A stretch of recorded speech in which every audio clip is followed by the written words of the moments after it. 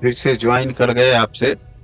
और अभी हम आपको कोणार्क सूर्य मंदिर के दर्शन कराए थे पिछले ब्लॉग में, जो यूनेस्को द्वारा विश्व धरोहर में स्थल में घोषित किया गया है। प्राचीन वास्तुकला का एक अद्भुत उदाहरण है। और ये मंदिर राजा नरसिंह देव प्रथम द्वारा 13वीं शताब्दी में बनवाया गया था। और यह मंदिर, जैसा कि आपको पता है, कि सूर्य देवता को समर्पित है और विशाल रथ के आकार का भी है। इसमें 7 घोड़े 12 पहिए लगे हैं, जो सूर्य के रथ का प्रतीक है। और सूर्य की उपासना के लिए पहले लोग चंद्रभागा बीच पर आकर स्नान करते थे और फिर मंदिर में पूजा अर्चना करने जाते हैं। तो इसी सब को ध्यान में रखते हुए आज हमारी यात्रा शुरू हो रही है बीच की तरफ, जो कि चंद्रभागा बीच है, जो रास्ते में पड़ता है। और यहाँ से लगभग 15 मिनट की दूरी पर है। बहुत ज्यादा दूर नहीं है। अगर आप पुरी से कोणार्क मंदिर आ रहे हैं तो रास्ते में ही पड़ता है चंद्रभागा बीच। तो आइए चलते हैं और चंद्रभागा बीच के आपको दर्शन कराते हैं। चंद्रभागा बीच अपनी ब्यूटीफुलनेस के लिए तो जाना ही जाता है, और इसका पौराणिक कथा भी है।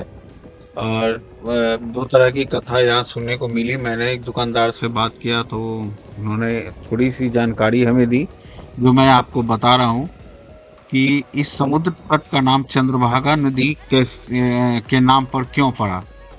एक्चुअली में ये चंद्रभागा बीच है और यहाँ एक चंद्रभागा नदी हुआ करती थी, जो अभी विलुप्त हो गई है।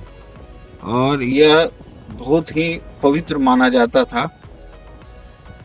चंद्रभागा बीच की कहानी ये है कि सूर्य देवता जो हैं, पौराणिक कथा के अनुसार, और यहाँ के किसी आदमी ने मुझे बताया, उसके अनुसार चंद्रभागा नामक एक पवित्र और सुंदर कन्या थी, जो चंद्रभागा नदी के तट पर रहती थी। उसकी सुंदरता देखकर सूर्यदेव मोहित हो गए और उससे विवाह करने की इच्छा प्रकट की। लेकिन चंद्रभागा ने सूर्य से विवाह करने से इनकार कर दिया। सूर्य की प्रचंड गर्मी से बचने के लिए चंद्रभागा नदी में कूदकर जान दे दी। इस घटना के बाद उस नदी का नाम चंद्रभागा रखा गया। वो बहुत पवित्र माना जाता है। और इस स्थान का महत्व इसलिए भी बहुत होता है कि यहाँ प्रतिवर्ष माघ सप्तमी के अवसर पर एक धार्मिक मेला लगता है, जिसे चंद्रभागा मेला कहा जाता है। यह मेला खास तौर पर सूर्य देव की आराधना के लिए आयोजित किया जाता है। लोग यहाँ पवित्र स्नान करते हैं, शिव जी सूर्य देव की उपासना करते हैं, जिससे स्वास्थ्य और समृद्धि का आशीर्वाद प्राप्त करते हैं। तो यहाँ बहुत सारे श्रद्धालु आते हैं उस समय में।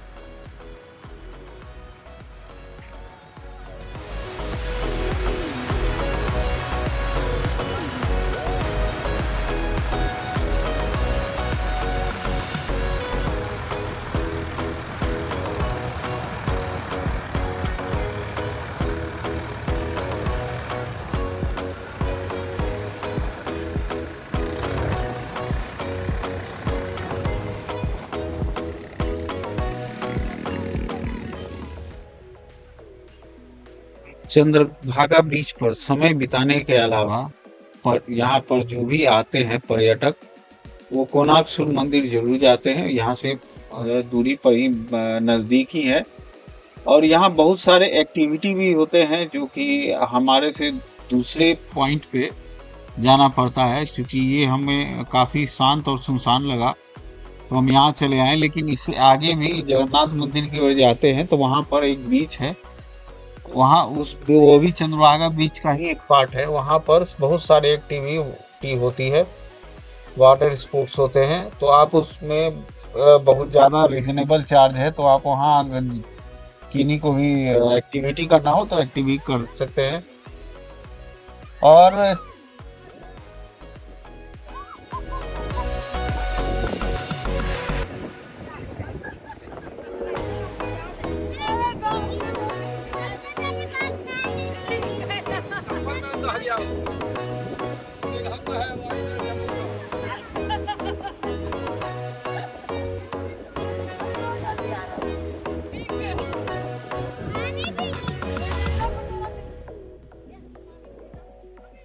और हमने अपने जीवन से कुछ फुर्सत के पल निकाल कर घूमने निकल गए और पूरी फैमिली के साथ, और काफ़ी सुकून और शांति यहाँ महसूस हो रही है और काफ़ी अच्छा लग रहा है यहाँ। यहाँ का ये बीचेस जो है वो काफ़ी शुक्र है, और यहाँ पानी भी ठीक ठाक है। हालांकि मुझे स्विमिंग नहीं आती तो मैं नहाने नहीं गया, तो जिन्हें स्विमिंग आती है तो वो स्विमिंग कर सकते हैं। एक्टिविटी तो है ही, और वैसे पूरी है बहुत अच्छी जगह। बीच के किनारे होने के साथ साथ यहाँ पर जो भी नेचुरल चीज़ें हैं वो काफ़ी अट्रैक्टिव है। तो चूँकि यहाँ का खाना भी अच्छा है, यहाँ का टूरिज्म अच्छा है, यहाँ पर बीचेस अच्छे हैं, यहाँ पर मंदिर अच्छी हैं, प्रसाद अच्छा है, मतलब almost everything is good. Road अच्छे हैं, अगर कोई बाय रोड आना चाहे तो आ सकते हैं। तो यहाँ पर बीचेस का एंजॉय भरपूर ले सकते हैं, और सारे मंदिर बीचेस के किनारे है। और यही वो बीच है जहाँ से कहा जाता है कि विदेशी जब आते थे तो कोणार्क सूर्य मंदिर, जो कि यहाँ से 5-6 किलोमीटर है, वहाँ की चुंबकीय शक्ति के कारण यहाँ से नाव आगे उसका नहीं जाता था, और इसी वजह से विदेशी का आक्रमण के कारण कोणार्क सूर्य मंदिर अभी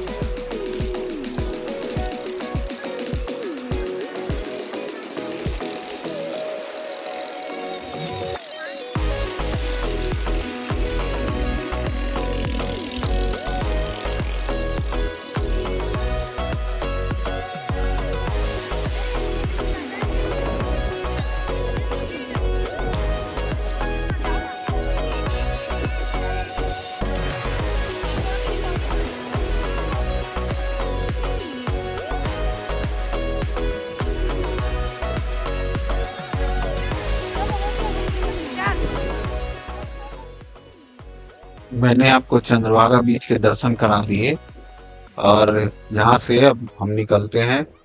हमारी भागवत कथा आरंभ होने वाली है, तो चलिए यहाँ से अब हम अपनी यात्रा भागवत कथा की ओर जगन्नाथपुरी मंदिर के पास चलते हैं। तो हमारे साथ बने रहिए और भागवत का आनंद लेते रहिए।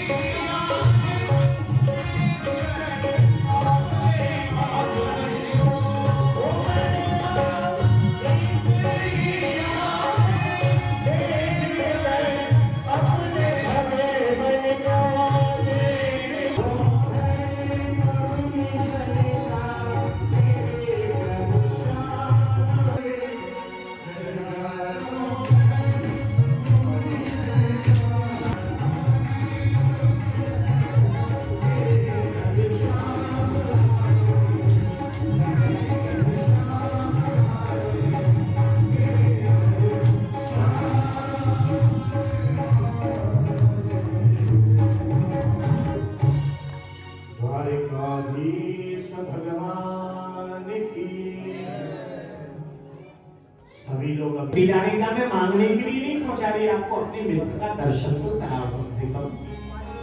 हाँ सुशीला ये ठीक है, लेकिन सुशीला गुरु वैद्य और ज्योतिषी शब्द समझ सुशीला सुदामा के। गुरु वैद्य और ज्योतिषी देव मित्र बड़राज इन्हीं वेतन जो मिले हो ये न पूर्ण कार्य। आप गुरु से मिलने जाएं, मित्र से मिलने जाएं, डॉक्टर से मिलने जाएं, तो कभी भी खाली हाथ मत जाना, कुछ न कुछ इनके लिए लेके जाना चाहिए, तब आपका काम पूरा होगा। सुशीला वापस आ गई। अपनी बचपन की एक प्रिय सखी है जिसका नाम है शीला, उसके घर गई। बहन शीला मुझे 4 मुट्ठी तंदूर दे दे, 4 मुट्ठी तंदूर। जब भगवान मेरे समय को बदल देंगे तो शीला मैं कहती हूँ एक तंदूर के बदले में 4 मोती चुका दूंगी। याद आती है बताओ क्या करें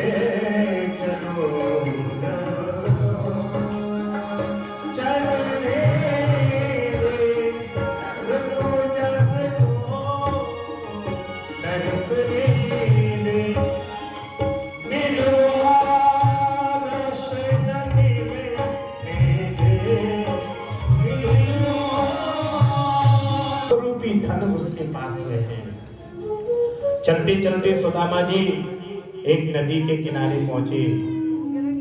मल्लाह, कोई दूसरा मल्लाह नहीं है, मल्लाह माने केवट।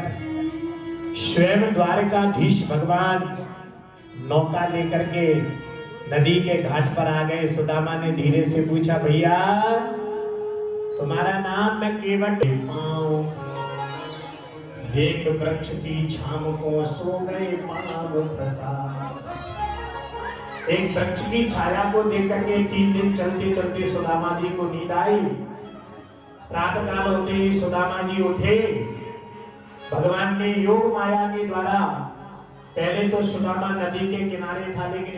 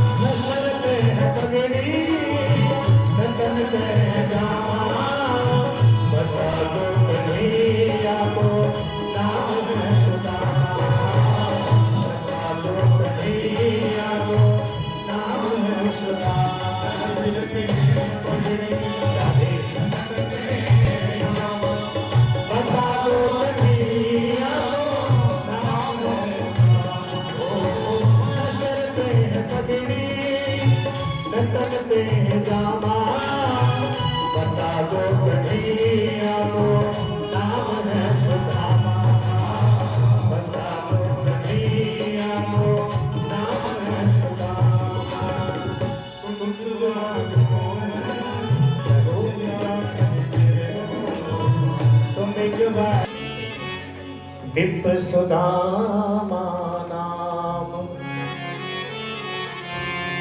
मुझे बताता कुछ नहीं, कहता प्रभु सो। कैसा है वो? शीस बगान जगतन पे प्रभु जाने को आई, बसों के गीता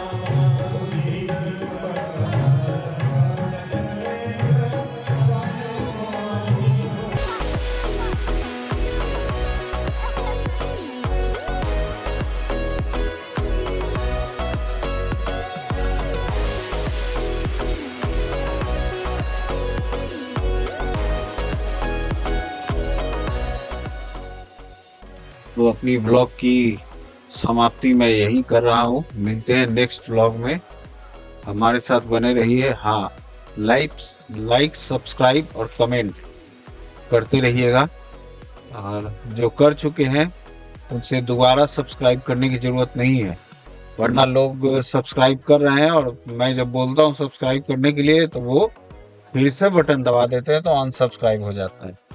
तो एक बार आपको सब्सक्राइब करना है, आप सब्सक्राइब कर लीजिए। मिलते हैं नेक्स्ट ब्लॉग में, और नेक्स्ट ब्लॉग में हम आपको जगन्नाथपुरी मंदिर के पास जो बीच है, मैं वहाँ बीच के दर्शन कराऊंगा। तो मिलते हैं नेक्स्ट ब्लॉग में। Bye bye.